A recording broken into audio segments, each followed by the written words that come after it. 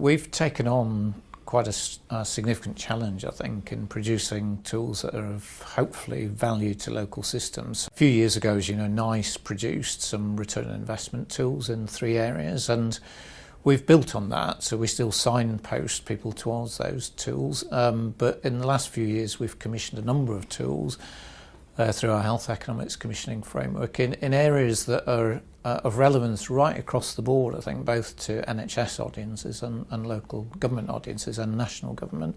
So examples of that would be the diabetes prevention ROI tool, the work we've done on mental health, broader examples more recently around air quality, the air pollution ROI tool, and the worklessness tool. So increasingly trying to address the broader determinants as well as things that are of more direct relevance, particularly to the NHS. So we've now produced quite a few of those tools, and we've got a few more in the pipeline. We've got one coming out fairly soon on CVD prevention, and we're hoping to commission this year one on sexual health. And we've just started a project on social care. So we're covering quite a broad spectrum. They're quite challenging. They're challenging to produce the tools themselves because I know you've been involved in producing some of those. Yeah, so you know the challenge is finding the evidence, building them on the most robust evidence.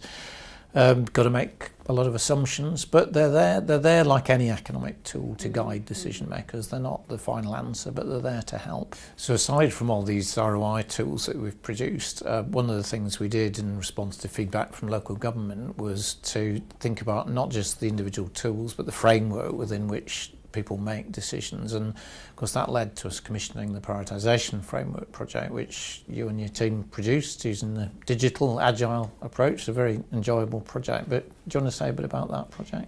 Yeah, I mean, first of all, thank you very much for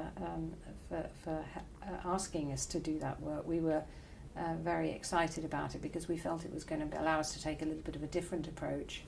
I think the tools that you've just walked through were really continue to be really great resources in terms of evidence, methodologies, and, if you like, making a complex set of evidence simple in terms of a ready reckoner. But I think we felt that we needed to look more from the perspective of what do the users really need.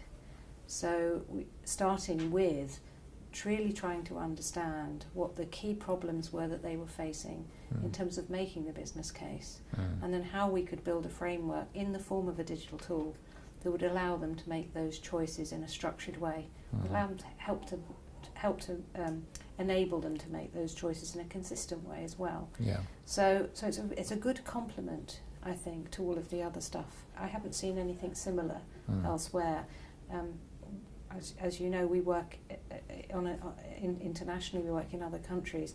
I think PHE is leading the way on a lot of this, and I know that it's great that those tools are in the public domain because I think there'll be a lot of use, not just within local authorities here, but also outside in other health and care systems internationally.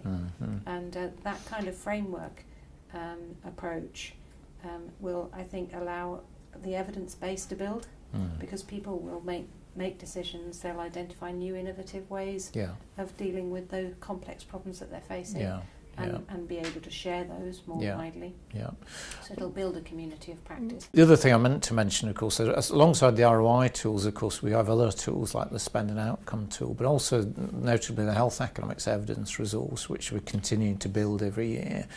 That largely today is focused on the public health grant areas, and with help from all our policy teams we try to summarise the best available evidence. Again, not easy and always open to challenge, which is fine, but we do throw it open transparently to people, and if people have got better evidence or new evidence, then we really want to make sure that we update it every year with that.